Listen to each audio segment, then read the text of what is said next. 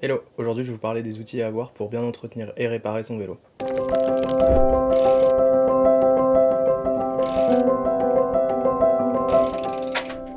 Ça fait pas mal d'années que je fais du vélo maintenant. Quand j'étais ado, j'ai été mécano vélo à Decathlon en petit job d'été. Et en fait, depuis toujours, je crois que c'est mon père qui m'a transmis ça, c'est d'entretenir mes vélos moi-même. Et j'avais envie de vous parler en fait des outils un peu indispensables à avoir pour justement faire cet entretien. Je vais pas vous expliquer comment rayonner une roue de A à Z. Ça, je pense que c'est plutôt à réserver à des vrais professionnels qui font ça toute l'année.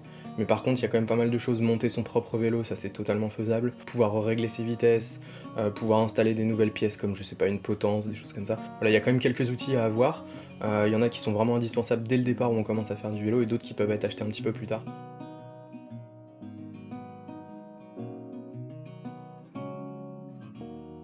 Je pense que j'ai débuté un peu comme tout le monde à récupérer des outils à droite à gauche et ensuite en investissant dans une petite mallette à outils spéciale vélo de chez Decathlon par exemple, dans lequel on allait retrouver l'essentiel des outils à avoir pour pouvoir réparer son vélo. Ça fait un peu mon fond de roulement d'outils au cas où il me manque un petit truc que j'ai pas encore eu le temps d'acheter ou d'upgrader pour un outil de meilleure qualité ou alors parce qu'il est encore en bon état et que même si c'est pas forcément l'outil le plus haut de gamme, bah s'il fonctionne, il n'y a pas vraiment de raison d'aller réinvestir, etc.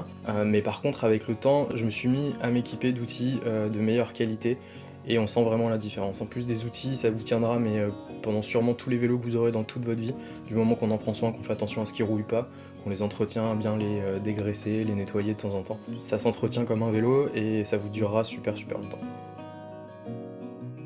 Selon moi, vraiment l'indispensable à avoir, c'est un jeu de clé Allen. J'en ai un derrière de fixe sur l'étagère qui va de 2,5 jusqu'à 10 mm. Du coup, ça permet vraiment de toucher à peu près tout ce qu'il y a sur un vélo. Et même plus encore, il y a quelques clés que j'utilise même pas. Les plus présentes, c'est celle que j'ai sur cet outil-là, qui est hyper ergonomique, hyper pratique. Donc là, j'ai un 4, 5 et 6 mm. Il y en a aussi une qui existe en 2, 2,5 et 3, et que je pense que je finirai par me prendre. Parce qu'en fait, ces 2, 2,5 et 3, on les retrouve souvent sur les réglages de manettes de dérailleur, manettes de frein, etc. Et c'est vraiment pratique à avoir. Mais dans tous les cas, je les ai sur mon autre set de clés Allen, et du coup, ça remplit largement sa fonction. En fait, pourquoi j'en ai plusieurs? En fait, celui-là, c'est celui que je vais attraper plus facilement pour faire des micro-réglages de potence de guidon, resserrer un étrier de frein, des choses comme ça. Par contre, sur certains vélos, notamment des tout suspendus, on va parfois avoir besoin d'avoir plusieurs fois la clé Allen dans la même taille pour resserrer un pivot d'amortisseur ou des choses comme ça. Pas forcément le truc qui est excessivement cher, mais c'est super important d'investir dans des bons outils. En plus des clés Allen, il y a aussi la fameuse clé Torx qui est une tête en étoile. Celle-là, c'est une T25. Dès qu'on achète en fait des outils dédiés au vélo, on va souvent la retrouver, elle est même dans les multitools. Cette clé Torx T25, elle est vraiment indispensable. Elle peut parfois être présente comme vis au niveau du serrage des manettes de vitesse et manettes de frein sur certaines marques, mais c'est vraiment le standard qu'on retrouve sur les vis de frein à disque. Celle-là, je l'ai eu d'office dans mon set de clés Allen qui est à mon étagère. Il y en a aussi dans les multitools, comme je l'ai dit, et ça s'achète dans toutes les tailles, mais en tout cas la T25, c'est celle qui est vraiment la plus souvent présente sur un vélo. J'en ai même une version miniature pour justement dans ma pochette que j'emmène avec moi sur les chemins. Ensuite, autre outil qui est vraiment de base de chez de base, je pense que c'est sûrement même le premier qu'on achèterait. Forcément, c'est une pompe en cas de crevaison, changement de pneus, changement de chambre à air, n'importe quoi. Bref, avoir une pompe, c'est super important. Je conseille même d'en avoir deux, une plus petite qu'on peut emmener avec soi sur les sorties. Il y a vraiment de toutes les marques, de toutes les qualités, donc prenez le temps vraiment de comparer. Voilà, moi, ma pompe à pied, c'est ni une haut de gamme, ni une bas de gamme. C'est un peu un entre-deux. Il y a clairement mieux sur le marché, mais il y a aussi clairement moins bien. Pour rester dans les pompes, si vous avez un vélo à suspension à air, une pompe à suspension est vraiment indispensable.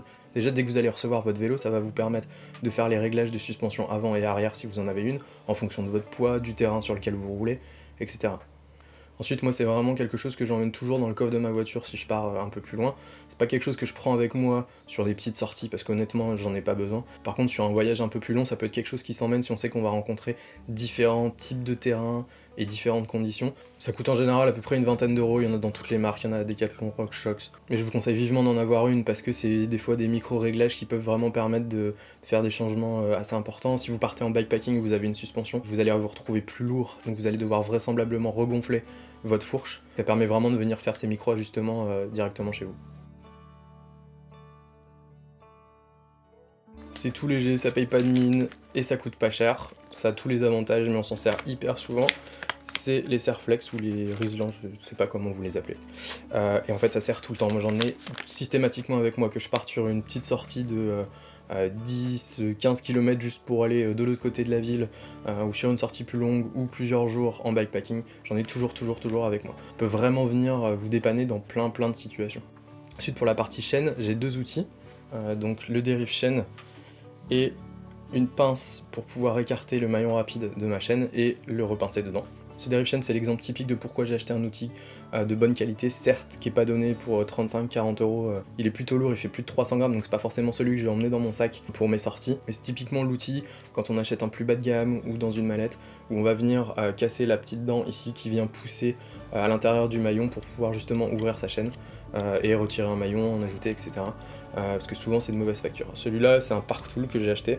En fait, ça me permet de pouvoir changer la dent si un jour elle casse. Et vraiment, en tout cas, il est vraiment robuste, hyper efficace, il y a pas mal de levier sur le bras. Vraiment, il transpire la solidité.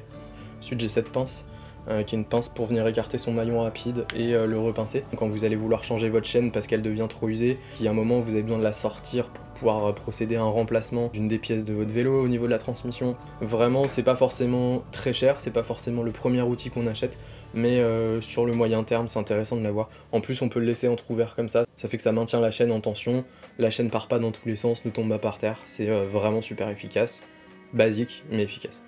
Ensuite, évidemment, il fallait que j'aborde le multitool. Honnêtement, c'est vraiment pas un outil que j'aime, mais qui est pratique, parce qu'il est léger, il est compact. On a vraiment l'ensemble quasiment des outils dont on a besoin sur un vélo, sur un même endroit. Donc niveau ratio, quantité d'outils, et à quel point c'est compact et léger, clairement on fait pas mieux. Sur celui-là, j'ai aussi un dérive chaîne, que j'ai pas là monté dessus, mais que j'emmène avec moi systématiquement dès que je pars en déplacement, qui est beaucoup plus compact que celui que vous venez de voir. Évidemment, il est de moins bonne qualité, mais pour une réparation sur le bord du chemin, ça fait le job. Donc vraiment, je pense que le multitool, c'est un des premiers outils à avoir avec soi, parce que ça permet de venir retoucher l'ensemble des réglages de son vélo, ou presque, en attendant que vous investissiez dans des outils spécifiques et dédiés à chaque tâche, comme des clés Allen avec un plus grand manche pour avoir plus de levier, comme un vrai dérive chaîne. Bref, c'est vraiment un indispensable, mais moi, autant que possible, même sur les sentiers, j'essaie d'utiliser quand même des outils dans leur forme classique, parce que j'ai plus de levier, parce qu'ils sont de meilleure facture, et que j'arrive à être plus efficace avec. Autre petit outil qui n'en est pas vraiment un, c'est ce petit bol qui paye pas de mine mais qui est magnétique. Et en fait, quand on démonte sa potence, son guidon, on se retrouve avec des vis, des petites pièces métalliques en fait qu'on sait jamais où poser, etc. et qu'on finit toujours par perdre. En fait, ce petit bol il coûte pas grand chose. Hop, c'est aimanté et je peux le secouer et ça tombe pas. En plus, vu qu'il est bleu, on peut le repérer tout de suite, c'est super facile de retrouver ses vis à l'intérieur. Et au moins, on ne les perd pas.